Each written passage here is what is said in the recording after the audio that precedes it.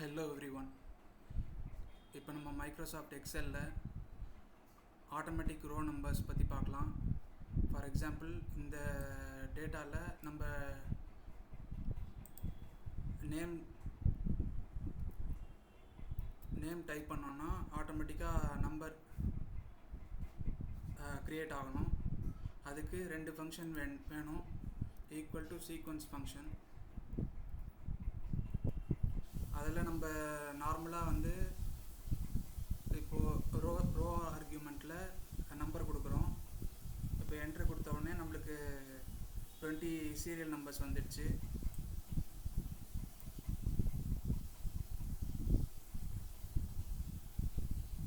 அது வெறும் நம்பர்ஸ் மட்டும்தான் ஜென்ரேட் பண்ணும். ஈக்குவல் டு சீக்வன்ஸ் ஃபங்க்ஷனில் equal to count A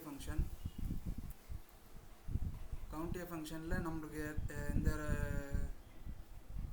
காலமை select பண்ணோன்னா, ஸ்டூடெண்ட் நேம்ன்ற காலமை செலக்ட் பண்ணோன்னா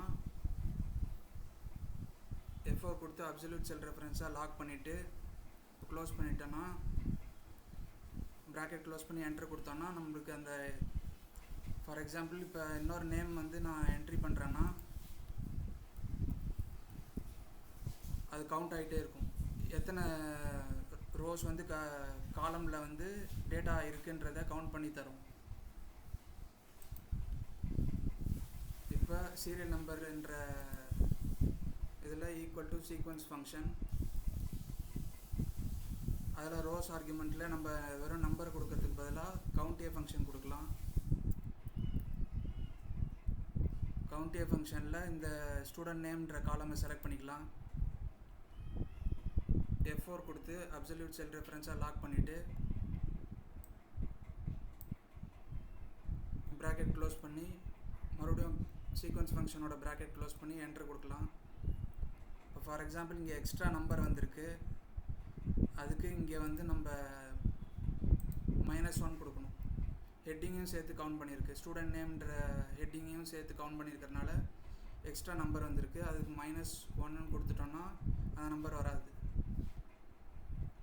இப்போ ஃபார் எக்ஸாம்பிள் இங்கே நம்ம நேம் கொடுக்குறோம். நேம் கொடுக்க ஃபில் ஆகிட்டே இருக்கும். சீரியல் நம்பர் ஜென்ரேட் ஆகிட்டே இருக்கும்.